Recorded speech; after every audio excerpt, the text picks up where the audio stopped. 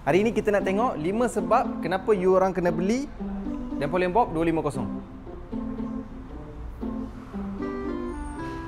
Yang pertama, dari segi design. Design dia klasik bobber lah. So siapa yang berminat klasik bobber kan, memang motor ni sesuai. Lagipun 250cc. Futuristik lagi. Ya ke? Yelah, kenapa? Tak ada apa, saja. Get out. Go. Dari segi enjin dia, dia guna V-twin tau. 250cc lagi. So untuk sesiapa nak pergi ride santai-santai tu memang sesuai lah. So horsepower dia 25 horsepower. Dengan Nm torque dia pun 25 juga. Hei, apa? Untuk bahagian keselamatan, motor ni okey juga. Sebab ada ABS, TCS, EFE pun lagi. Bahagian kaya, jangan cakap lah. Sebab meter ni full colored tau. Nak beli motor?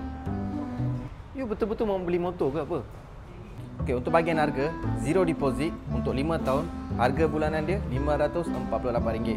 Memang murah lah. Ya ke? Cakap Yelah. murah mahal dia tengok. Ya ke murah? Mahal? Ya, You kenapa? banyak duit tengok. You tak nak saya kerja ke? Dah. Balik. Cakap nak beli motor, bising orang. Ini dia Napoleon Bob 250. So, sesiapa yang berminat boleh dapatkan motor ni. Masih stok ada.